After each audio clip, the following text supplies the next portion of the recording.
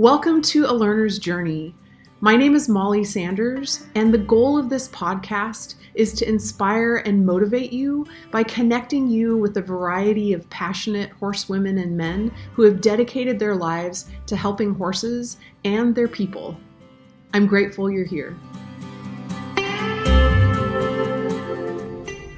Welcome. I'm really excited that you're joining in on this conversation, and I'd like to start off by wishing you and all your loved ones a Happy New Year. For those of you who are not familiar with Amy Skinner, I want to share a little bit about her with you. Amy is a student of the horse.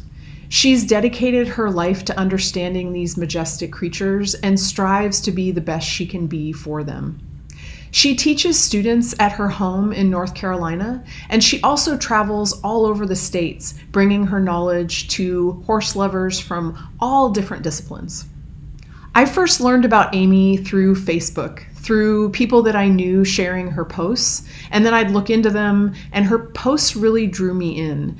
She has a fabulous Facebook page, which if you haven't followed it, I would highly recommend that you do. She brings up topics that are important to all horse lovers, and she does it in a way that's thought-provoking and engaging. I think you'll really enjoy them.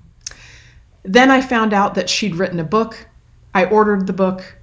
I loved it. And I reached out to her and asked her if she'd be willing to join me on this podcast. She said yes, and you're just about to hear what happened next.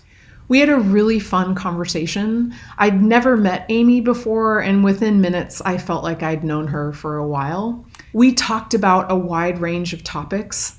She shares an inspiring definition of softness.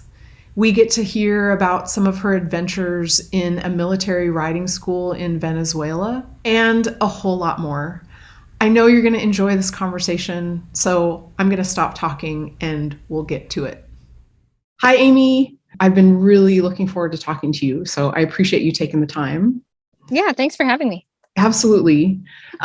So one of the questions that I've been asking everyone that I've talked to so far is to share a little bit about how you got started with horses. So I'm going to ask you that too. How'd you get started with horses?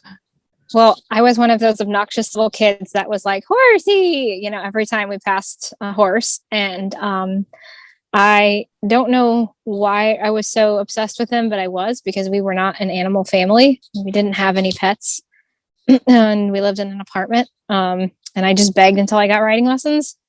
And I started riding at a military riding school in Venezuela because my dad was Air Force.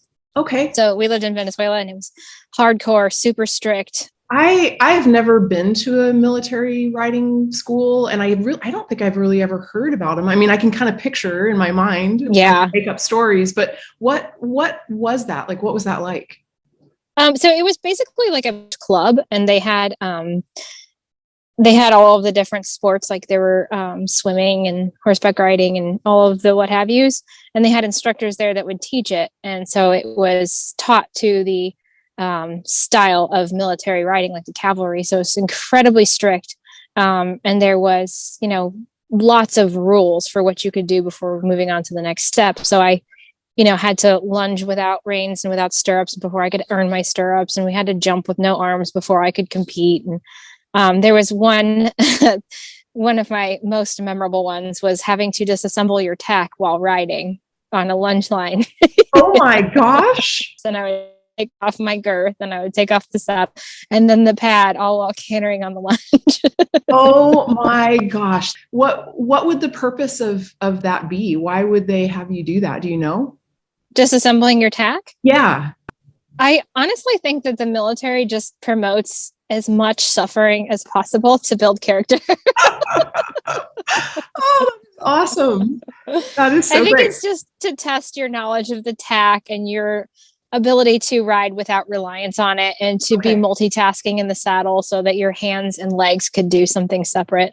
Okay. That's my best guess. Right. Honestly, it's probably just to separate the boys from the men, so to Right. speak. Right. And is there anything that you learned during that time that you have taken into what you do now? Like, do you ever like challenge people to do certain things like that just for like what you said, what you shared about it, that it would be a challenge of you to get to know the tack and for you to be able to have independent hands.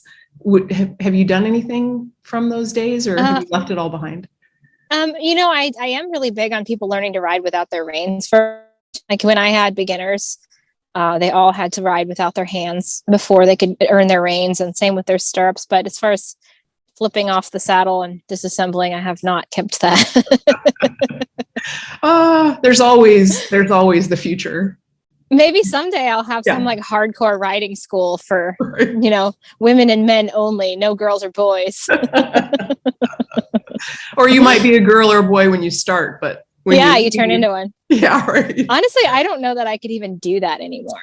I don't know. Right. Well, and I think about times that I went to horse camp when I was a kid, and we had to take the bridle apart and put it back together and that kind of thing. But we were all sitting on benches. We weren't like riding on horses. Right. That would add an element of challenge to it. So that's really cool. So along the line, like, when did you decide that you were going to do it professionally? Oh, I knew I wanted to do it since I started riding. I would watch my instructor teach, and I'd be like, that's who I want to be when I grow up. I wanted to teach riding lessons. I wanted to train horses. That's what I always wanted to be. Although for a while I wanted to be a jockey, and then I realized that I was way too heavy by like 12 years old. So that's really cool. That's really cool. So I want to talk about the book that I got from you. And I just learned in talking to you that this was your first book, but you've actually written another one that is available. So I'm going to have to order that one too. I loved this book. So this one is To Catch a Horse, Finding the Heart of Your Horsemanship. For those people watching, they can see it. Mm-hmm.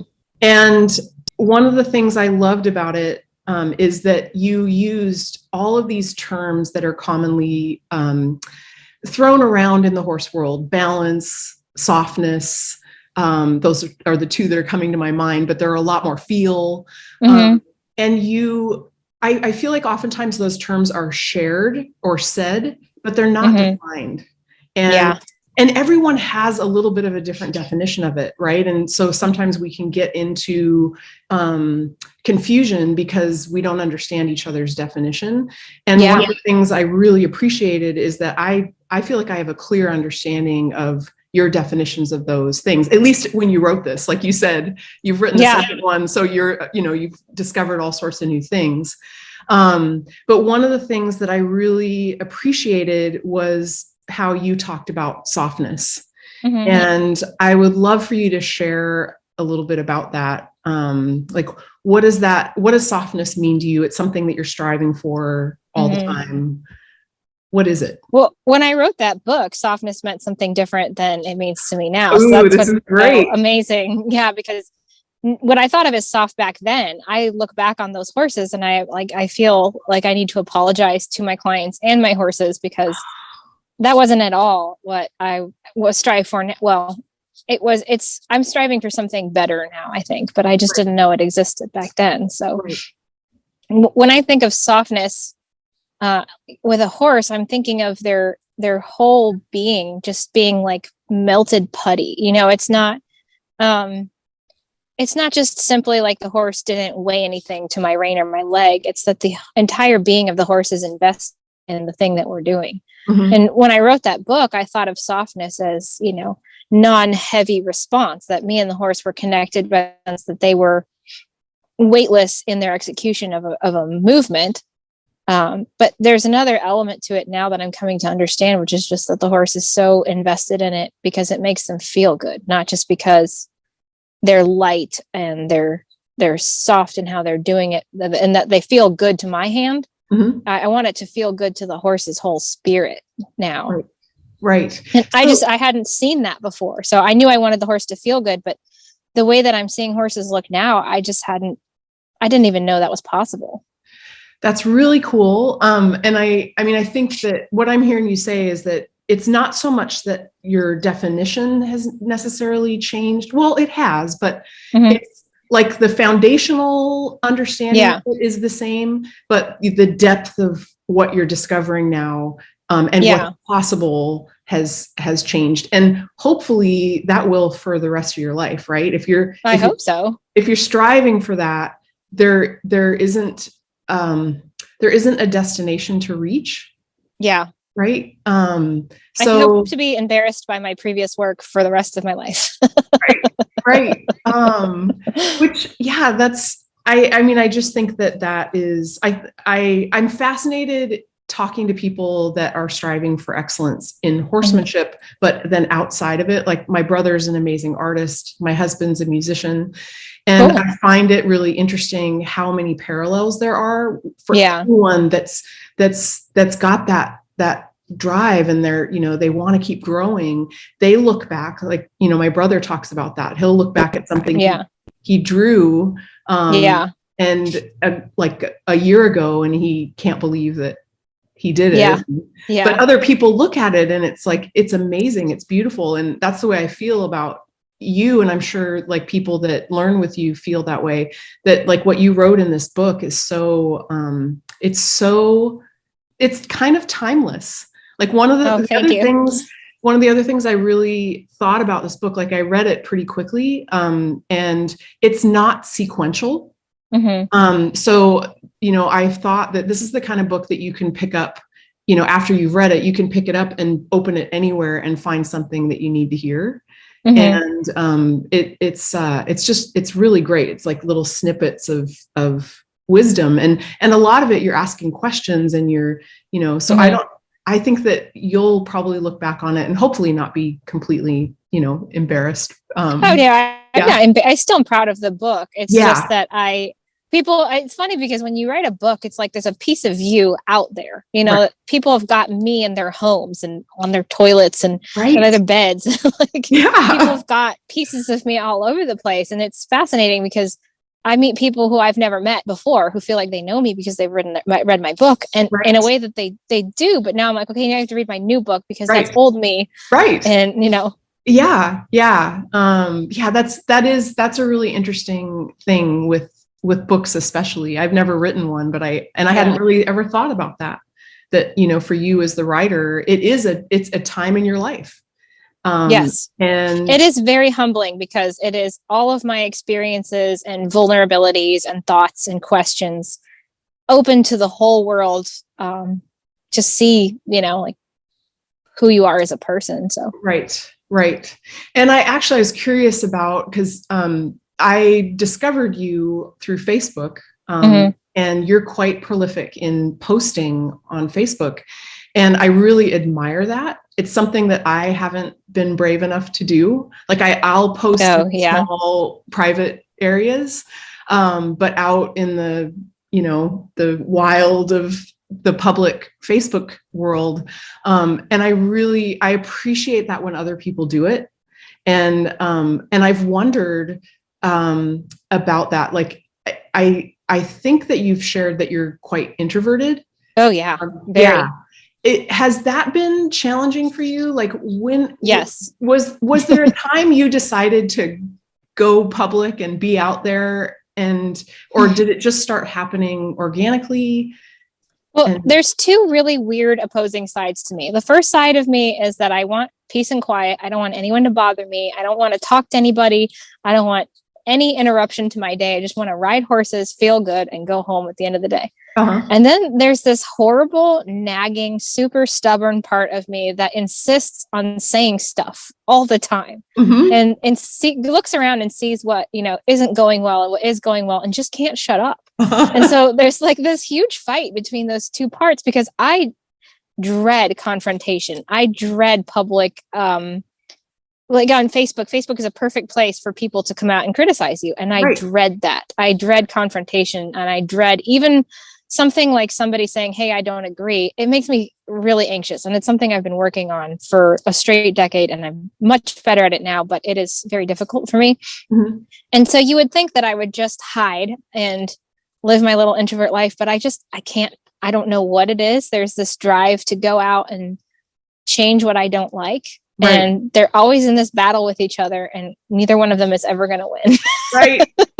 Well, I can appreciate that would be challenging to be you, like to be in that battle. But I am so thankful that you have that side of you, because the things that you're bringing up, I think and the way you're doing it, I think really invites thoughtfulness. I've always been that way. And my poor parents have suffered me, because I've always gone after the most hard topics. And I've always had an eye for injustice or discomfort, uncomfortable topics. And I've always had to bring them up, right, and make everyone around me uncomfortable. Right. Right. It's so interesting. And because I have that in me as well. I mean, I think that my whole family would be like, oh my gosh, it sounds like you're talking about me. But there's still something that keeps me from going out there and being public. So I guess I feel like I'm just glad. I'm so grateful that you're doing that. And again, you're not out there like starting fights or anything. The things that you're sharing they're meaningful and they're thoughtful, and they get thinking about their horsemanship. And I feel like the way that you deal with conflict is really respectful too. So keep going. I really appreciate it. Yeah. I try. Those are moments where I have to really try hard to keep my ego in check and not think like they're attacking me. Right. I have to really understand how they feel defensive and why they feel that way, and basically talk them off the ledge and say, like, I am not attacking you as a person. Right. I just want to bring this issue to light. And really, that's been the curse of my entire life, is I've been making people angry and defensive since I was little. So you're an expert at it. I'm starting to get better at presenting things in a way that eases some people's defensiveness a little bit and gets them thinking. And I try to share my own experience as much as possible, so I don't sound like I'm just wagging my finger at everyone. You don't. You don't sound like that at all. I feel like you do a really great job of that. This is my story. This is my experience. And this is my opinion. Like, you do lay it out there, but it's really, I just admire how you do it. So thank you. Your practice is paying off. Thank you. I try to remember that for every one hateful comment that I get, there's like 20 to 100 probably that are good. And it's just human nature to latch onto the one and be like, nobody likes me. Oh, totally. Oh, absolutely. And same with, the other thing that I really like about your posts and then your book is that I feel like when you're as immersed or in love with horses as you are, as I am, as countless people that follow you are, you can't separate it from life, right? It's everywhere. You think about it constantly. And I appreciate that part of what you're doing as well, because I think that you're sharing things that are helpful for how to live your life too, through the horse piece of it. It's really fascinating that you say that, because I separate my life into like chunks of time, where the way that my life was going and the way that my horsemanship was going and my riding and the way that my horses and I interacted at those times are so, especially in hindsight, so obviously connected. And, there's like a yucky era, a slightly better era, this is way better than before. Now things are going downhill, and it's always sort of like this tunnel that you get sucked into by the events in your life. Yeah. And how you react to those events and what that does to your riding. And yes, that's so fascinating. It is fascinating. And that was one of the things actually in that, in the section where you talked about softness is I think that's in that section where you talked a little bit about how, you can't separate the time that you're with your horse. Like, you can't go, okay, I'm going to be like this with my horse, but then I'm going to leave the arena and, not practice that observation and the thoughtfulness and the feel and the timing. And I thought that was really great too. I have. Sorry. I could talk. I sometimes get excited. I just have this memory of Brent Grout. We went to dinner. It was the young horse handling class at his place in Texas, and we all went out to dinner. And Brent is like, if you feel you watch him work with a horse and it's like, how can anyone be so smooth? How can anyone do something that quickly without disrupting the horse in any way mentally? Like, he's very efficient while being super soft. Whereas I have to be really slow to be soft, because I know my temperament gets wound up if I go too fast. And he can, I wouldn't say he moves quickly, but he gets things done very efficiently with just this utter softness, everything. And I remember being at dinner and watching him like pick up the salt and salt his French fries. And it was just like, I've never seen a man handle a salt shaker with so much care, just like everything that he touches. And I just remember watching him and thinking, like, it's everywhere in his life. It's how he lives. It's not like, that's so cool. It was crazy. I remember, quite a few years ago, one of the things that's been hard for me over the years is to slow down and to be more mindful of my movements and my energy. And because I can be quite fractious and all over the place. And the person that I was working with at the time said, you need to be practicing this everywhere. Like, how slowly and thoughtfully can you pick up your spoon? And how slowly can you walk across the floor? So it's interesting, just that idea that you're practicing your horsemanship, or you have the opportunity to practice your horsemanship everywhere. Yes. So I have another question about softness. Okay. So I think that a lot of times, myself included, when I have been thinking about softness, I think about, or I become like oatmeal, like, there's no boundaries. It's yes to everything. And also, I don't want to upset my horse. I want to keep it quiet. Right. Can you talk a little bit about how that's not what it is? This is a fabulous topic. And like I was just saying, how pieces of your life and your horsemanship turn into this chunk of all the same thing. Boundaries are something that I have struggled with through the entirety of my life. I've been that person for most of my life where I'm too soft with everything. I say yes to everything, and don't want to upset anybody. And, I don't know, I can't speak for anyone else, but when it comes down to the root of it, there's a part of me that wants everyone to think I'm a nice person. Yes. And there's kind of some ego in there where, like, if I am oatmeal to everyone around me, then they'll see me as a nice person. And then at least that's something I can latch onto, But I started to watch my mentors and how they handled students, and I saw them handle horses, and I understood I thought I understood what I was seeing, which is that they had really good boundaries, and that's where they were able to be really soft, because the horses very quickly learned where was acceptable to be and where wasn't acceptable to be. And the horses softened and looked so much more noticeably relaxed. But I watched the way that they teach students, because that's where I had the biggest trouble, is people who pushed on them or were rude to them or were, you didn't pay attention or didn't work very hard. Because that was always a struggle for me, is, why would you pay me money and not want to work? Why would you pay me money and not want me to teach you? Why would you talk over me?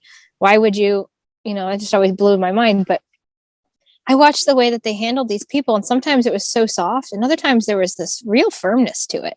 Like, I've seen a couple people be kicked out of a clinic, and it was for a very good reason. It was like, if you're heckling other people, but they never got emotional about it. There was never emotion or yelling or anything. And it was like, if you can't be nice, you have to leave. Right. And then right back to work with all of us. And it was like, just so inspiring, because I have the utmost trust in those teachers now, because I know not only are they going to attend to me as a student and teach me, but they're going to take care of me. That if there's somebody in this clinic who is heckling everybody, they're not going to be allowed to be here, because my security matters to that teacher. Right. And that was so a big of a light bulb, because if you have no boundaries with your horse, the horse can never fully trust you. Right. Because they need to know that you're aware of their body and your body, and that you have things taken care of.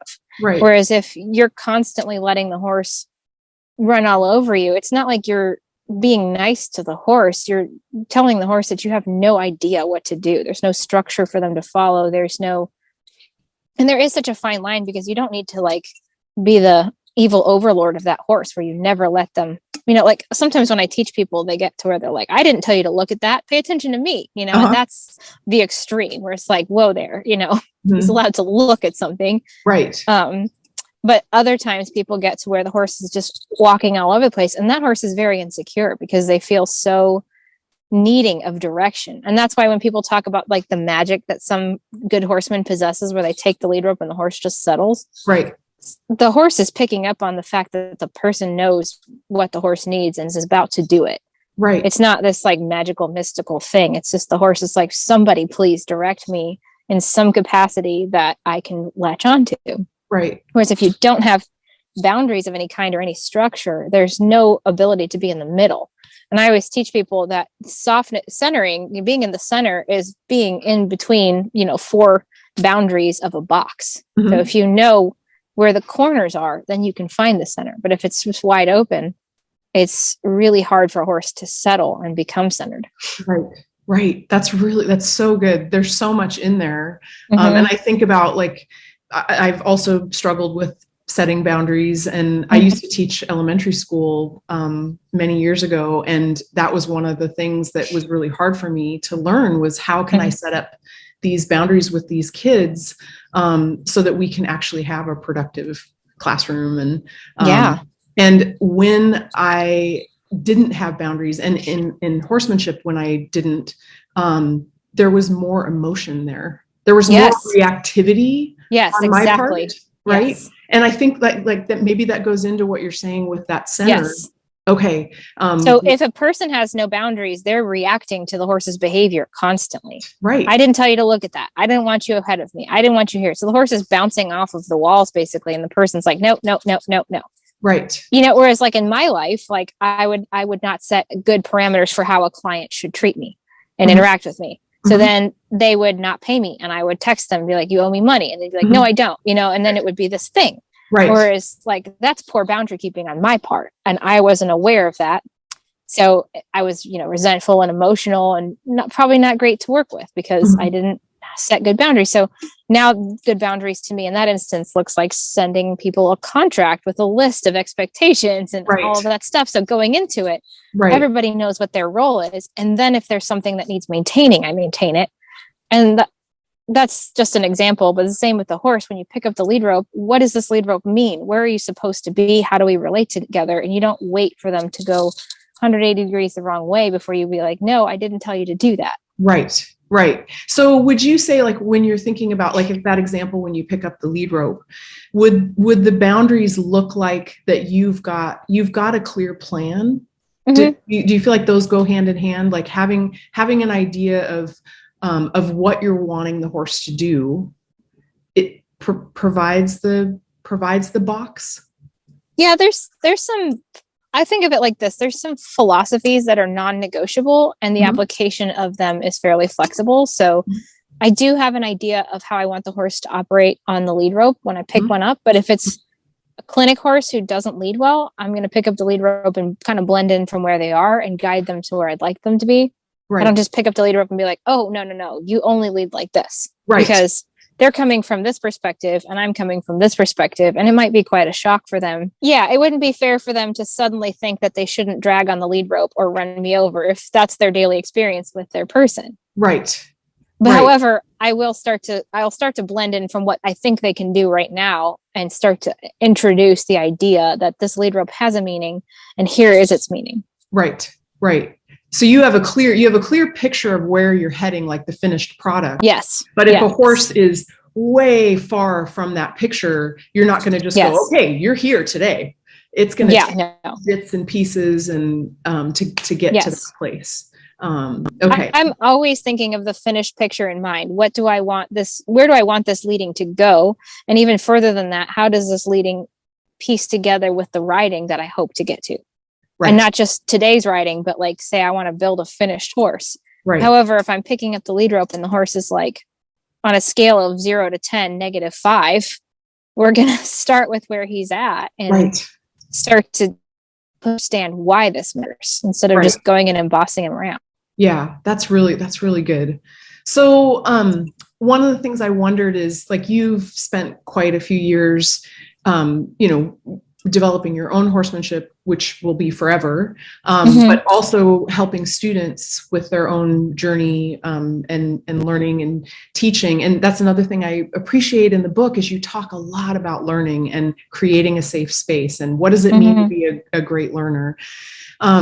So what are some things that in your experience you've watched students struggle with or run up against in their journey that has been kind of a common theme that you might be able to share something to help with? I think a big one that's kind of big right now, though, is people dabbling in different clinic going has become very popular, which is fantastic in so many ways. But in some ways, it's kind of harmful because you have people going, every clinician who comes to town and more, and they're doing every online class and they're trying to connect all of these things that don't connect and bouncing back and forth. And so they do a little here, a little there, and they are putting in a lot of work. It's not that they aren't doing the work. It's that the basics of each of those types of work is different. So they get from like 0 to 1, go to this person, they go to 0 to 1. And then each new person they ride with is going to want to get their basics the way they like them. Right. So these poor horses are constantly just being told that everything you know is wrong. We've got to start all over again. And they never get anywhere. And they end up creating, I think, a very confused piecemeal type of horse. And, I run into a lot of backlash when I say this because people often get a little defensive because they're like, well, you need to take what's good from people and, leave out the rest. Mm-hmm. And I think that's true, except that if you don't have a good picture of the whole, you're not going to be able to take the good and leave the rest because you're going to take whatever is given to you, make a big slushy mess of it, and go on to the next person. So as you have a better picture of what the finished picture that you want looks like, then you can start to connect those pieces. But I think beforehand, it's better if you just find something that speaks to you and makes you feel good and that your horse says feels good for him and stick to that route. Like, especially with what I do, they've never even heard of it, let alone they're not going to understand it in the first lesson. And for some of them, it might be so puzzling that it takes a good 3 to 6 months to start to make sense. So you need to put in the time to where it starts to click and show the results before you make a decision about whether it's good work or bad work. And it's not that I don't think the work that I do really takes that long. It's that people have habits that are opposed to the way that they need to be to start doing what we do. Right. So it takes a long time to convince people that you need to let go of that habit. It is interrupting your ability to progress. And starting to teach them the beginnings of posture and movement is like a whole world that a lot of people have never thought of. So it's quite different from the average training, which is just like, here's a technique to make them stop bucking. Here's a technique to make them stop jigging on the trail. Right. So here's a question. I don't know if it has an answer. Well, it does have an answer, but this might be a challenging one to answer. It might not be. You might be like, oh my gosh, ding, ding, ding. But I think that, early on in my journey, I got involved in a program and I knew I needed that because I didn't want to go, piecemeal it all together. But if someone is, living out in the middle of Michigan, and maybe they don't have access to someone like you, where do you live, by the way? I live in North Carolina. I'm in Ridgemont. Okay. I had you somewhere else. So they, maybe don't have access to someone that they can study with and really delve in. How does somebody know when they're ready to go and, study with a variety of different people? Because I feel like once you have a foundation, you can do that. And you've got you've got a core piece that you can kind of put those things onto or not. But do you know what I'm saying? I think so. Sense? Yeah. Okay. I think the best plan is to go audit clinics and watch before you participate and try to remove the appeal of the instructor or non-appeal of the instructor. And what I mean by that is people tend to glorify or sort of villainize or think nothing of instructors based on a lot of exterior things that aren't always very accurate to their ability. Mm-hmm. So like, say somebody has a really good reputation for like, they're a big guru person. Right. So you're going to go to that clinic and kind of put blinders on to maybe what is actually going on there.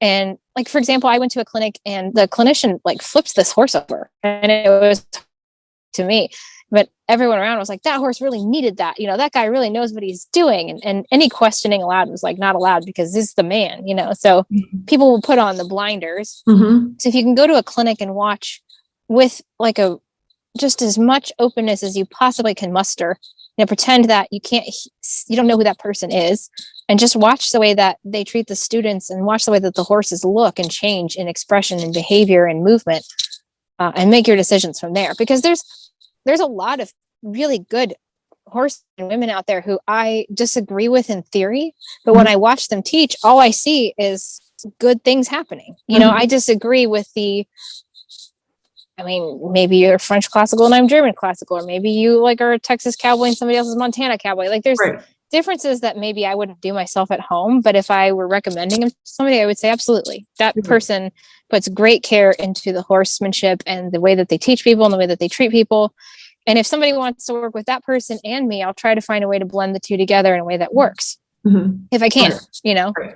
But in an ideal world, if I understood you correctly, what you're saying is if someone can find someone that they relate to, that they've gone and watched them, it's speaking to them, go and spend time with them. Like, you know, put in the time. And when, like, what would, I don't know if this is a hard question.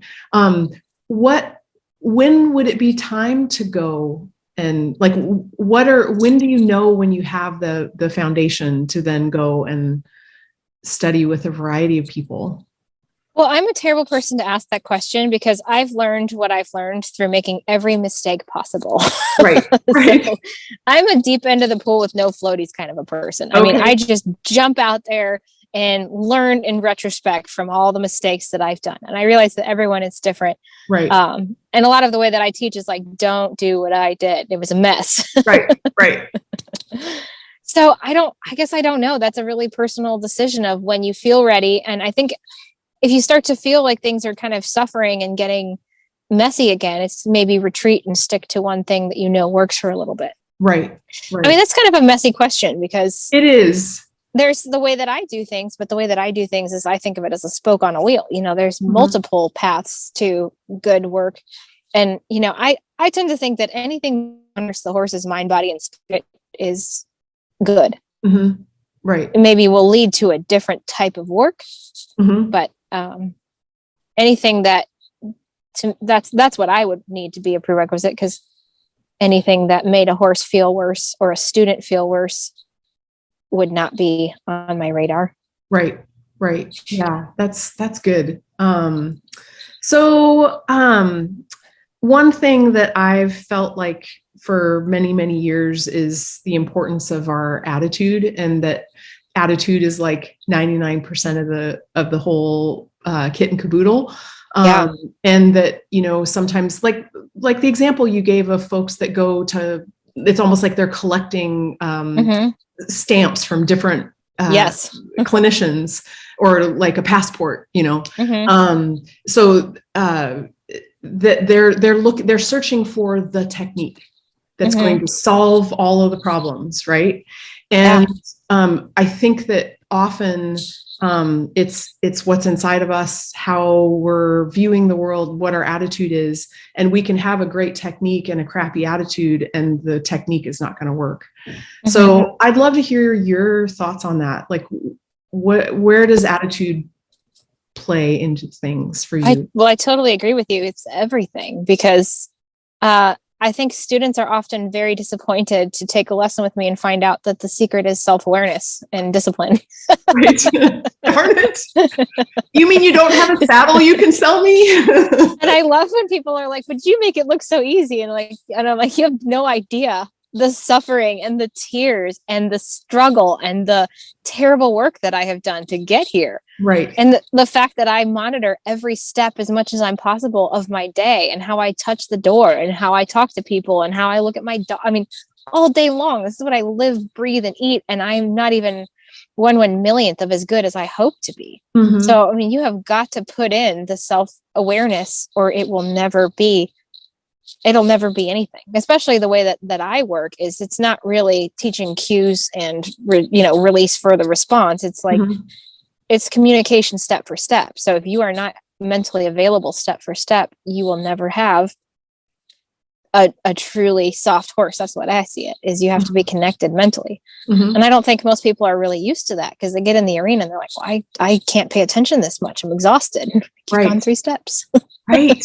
You can do it. You have to do it. Right. Yeah. Mindset's everything. And it's not just like positivity outlook, because I think it's not just like, oh, everything happens for the best kind of outlook. It's really like monitoring your own self and digging up the dirt of what you do that is not helping, without becoming self-deprecating, because that's where people get lost off the path. Is they're like, oh my gosh, my hands are horrible. I never knew how bad my hands were. I'm a terrible rider and I can't do this. And then they fall away. Right. And you've got to be able to dig up the dirt, look it over, and not let yourself hit yourself on the head with it. Use it to evaluate and change, and then keep going. That's so good. I love the way you're describing that, as digging up the dirt. And the thing that has been fascinating to me for years, and then in doing what I'm doing now, where I get to talk to a bunch of different people, everybody's got the dirt. No one gets to go through this and not fall flat on their face over and over and over. And I think that's one of the things that I find so interesting with folks that start saying, I'm a terrible rider. I'm never going to have hands like you, those kinds of things, is they start to get into this very human, normal mindset of, I'm the only one. You didn't have to go through this, Amy. You don't know what it's like to be as terrible as I am. I have a student that I love to pick at, because she's a musician and she is more than capable of rhythmic, emotionally connected interaction. That's like her livelihood. Mm-hmm. So she gets into the arena with me and she's like, I just can't do this. I don't have the ability that you have. I don't have this. And she starts coming up with all these reasons. And I always tell her name is Lori, but I always say, Lori, I hate to break it to you, but there's nothing wrong with you. I'm sorry to disappoint you. Now go and do the work. Right. Because rhythm is totally within the scope of your ability. I'm sorry to disappoint you. There's nothing wrong with you. It's just a change in environment. And it's hard. It is hard. Yes. Right. It's very hard. Yeah, it is. And I watch her struggle, and I know the struggle intimately, and I still struggle. I still take lessons as often as possible. And I let my students watch the dirty, awful, uncomfortable struggle of me suffering, like true suffering to its core. Right.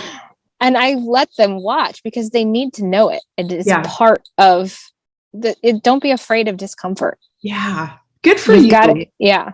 Yeah. I mean, I'll admit, I hate it. I hate when my students watch and I feel like things are going very poorly for me and I'm really having a hard time. And there are a line of people. And I know that half of them are like, ew, is she really a teacher? Or ew, is she really a this? And other ones are like, oh my gosh, it's not just me. And I have to let that go and just focus on my own struggle in the moment and get through it. Right. And I've lost students over it. I know that people have seen it and left because it's ugly. Right. But you've got to get comfortable with the ugly. Absolutely. And I feel so similar to you. I've done very similar things through the years. And I've had to let go of the idea. Like if someone doesn't want to learn with me anymore because they saw me struggle, they had this expectation that I was perfect. They're not the right person, and I'm not the right, teacher for them. And, they can go and maybe they'll end up being one of those folks that go from clinician to clinician because it makes it easy to hold on to that perfect idea. Yeah. But when you're with someone like you who opens up the door and says, hey, come watch me at a more advanced level, but I'm going to be struggling with things. What an incredible gift that is that you're giving people. Well, I don't think everybody sees it as a gift though, because I think that the the thought of a teacher is this elevated, like perfect human. And Yes. like one example is people always say like, I can't do that like you do because your legs are so long and you have like a perfect body for riding. Like I've been hearing that my whole life, which is so funny to me because all my instructors were like, you have this perfect body for riding and you don't use it. Your legs are a mess. Your hands are a mess. Your arms are a mess. Like you're wasting this gift you've been giving. So it makes me laugh because I'm like, it's not benefiting me the way you think it is. Right. Like I have long legs, but I've had to struggle to get control of them because I did all kinds of crazy things. Right. Like, I was born this miraculously good rider. Like, and Right. also like every time I look at myself ride, I'm like, oh, that leg. Right. What is it doing? Right. And it's such a perspective thing. Absolutely. But the teacher piece, I totally agree with you that is a mythological way of looking at teachers. I don't know if that's the greatest word for that. Yeah. But I feel like I'm fascinated with learning and I'm fascinated with teaching. And I feel like great teachers are great learners. Yeah. And if you're not putting yourself in the trenches and continuing to keep it fresh and continuing to put yourself in the learner's shoes, you're not a great teacher. I don't think I'm a naturally gifted rider at all. In fact, I think that for all the years of instruction that I've had, I have very little to show for it because I'm such a struggling learner, and I have a lot of like social anxiety and I just, there's a lot of things to cut down to get good at writing for me. Sure. But I am a very dedicated learner. And that's the thing that I think makes me good at teaching is that I can look at somebody, see them struggle, know what that feels like, and try my best to explain it to fit that person.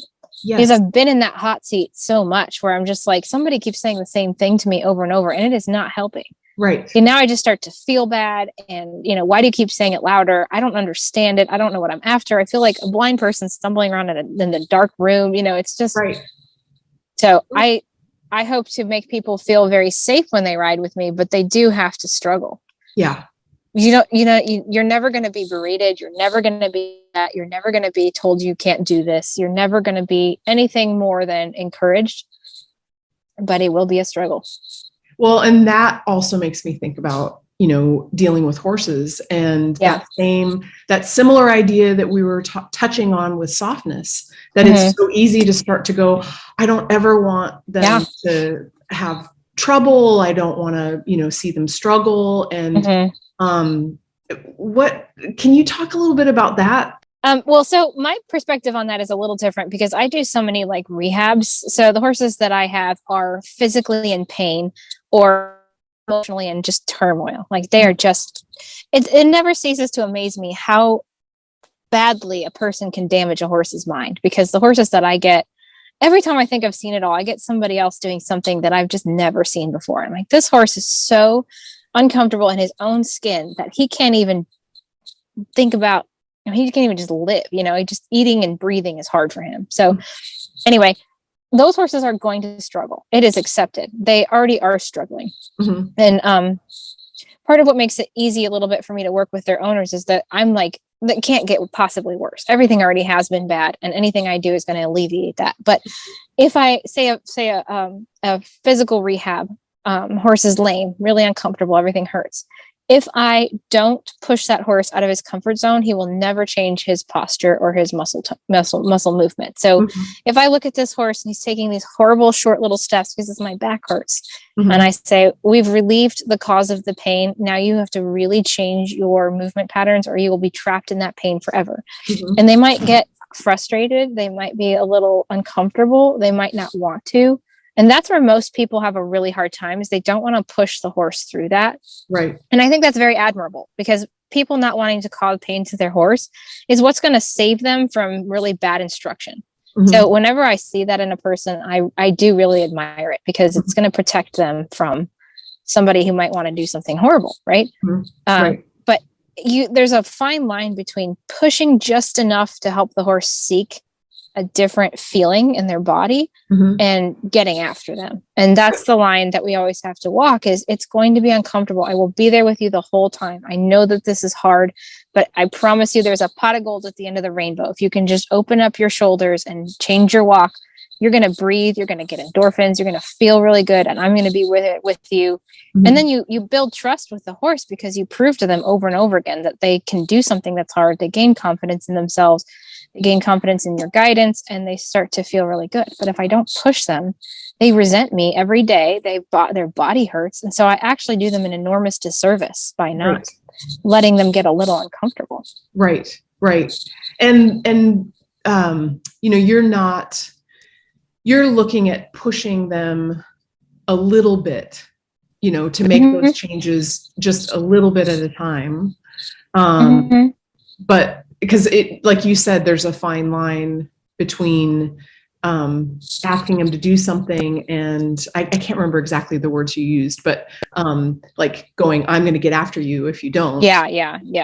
There's also that fine line between how much to push, right? Yeah. And you've had plenty of experience with it, so you're most likely pushing a little, observing the horse. How's this going? And that I think is one of the things that's so hard for students is if you don't have that knowledge, you don't know how much to push.